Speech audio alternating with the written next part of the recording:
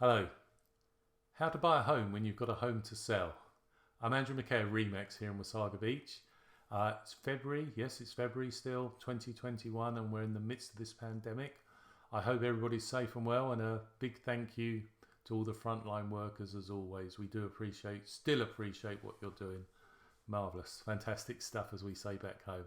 Anyway, also February 2021, we're in the midst of possibly the hottest sellers market anybody's ever seen locally, especially in the Wasaga Beach, Collingwood, Georgian Bay area.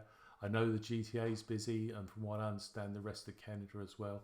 There's just a lack of homes for sale. At some points in Wasaga Beach, we've got less than 4 weeks of inventory, so the sellers are very much in the driving seat. Now, most of us need to sell to buy. The 12-month average price in Wasaga Beach is over 600,000.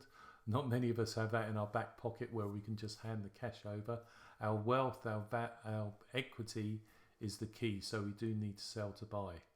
Normally, traditionally, you would put a condition in a balanced market or a buyer's market. You would have a condition in your purchase on the sale of your home. Everything's quite good then. You've got the get out. If you don't sell, you don't have to commit to buy. That's not going to work at the moment, and doesn't always work with sellers anyway. But that we can't do that. You know, people are going in with offers with no conditions. There's multiple offers, no financing conditions, no inspections, and definitely no condition that the buyer needs to sell his property. So what can you do in the current hot market, or any other time really? What options are there if you need to buy to sell? It's the eternal question. Anyway, I've got some suggestions here. As I said, during a normal market or buyer's market, put in a condition on selling your home. The seller still has the option to look at other offers, but at least you'll get right of first refusal. That's not practical at the moment. So, two possible solutions that are linked is purchase new construction. While you're selling your house, you can build a house. You need to get a loan, or you need the equity, or whatever. You'll need to buy the land. Modular homes, the Royal Homes in Barry do some fantastic builds, so you can get them a lot quicker now than a normal 6-7 month build. If you've got the land and look at a modular, they've got some stunning stuff, they really have. In line with that is purchasing new construction. You know, it may be a year away till your house will be ready. That way you've got the time to plan and sell your home. An element of risk, but at least the pressure's off that you haven't purchased, you're closing in a house in 2 months and you need to sell. You know, it could be a year away. You could purchase and give yourself some breathing space. So new construction or buying some land and custom building are two options. Financially, you can get a bridging loan. Everybody should be pretty confident that the house will sell at the moment. So if it's the house of your dreams that you want and you need to go with no conditions, and it's a quicker closing that you need to put in than you think you may be able to sell in or get ready to sell, look at bridging or a HELOC, home equity line of credit.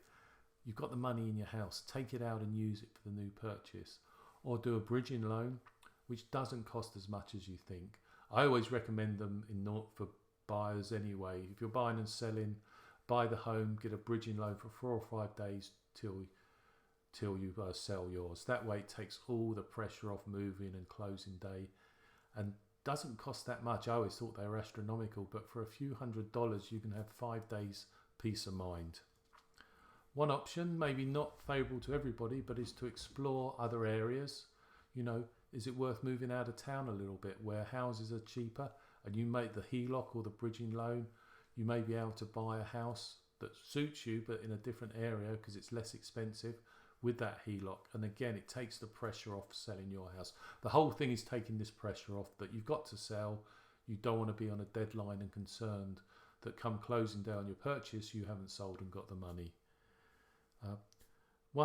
Very, very rarely have I seen this happen, but you could talk to the seller and see if they will give you a vendor take back mortgage. They would actually do the financing for a period of time, and then once you've sold, you pay them off. Obviously there's an expense, there's interest to pay the seller, but it may be a quirky home, it may be one of those homes that's not moving or something, and the seller will be interested in that. The last one is pretty obvious. Just have an extended closing date. Somebody may not want to move till schools are finished, whenever that is. It could be next week, but they may not want to move or close till July. We're in February, that gives you some time. They may not want to move till after the school holidays in September. Again, that gives you some time. So before you make an offer, always get your agent to find out what the ideal closing date is for the sellers. It may surprise you. Anyway, if anybody's got any questions about this and wants to discuss the various options, please do contact me and stay safe. Cheers.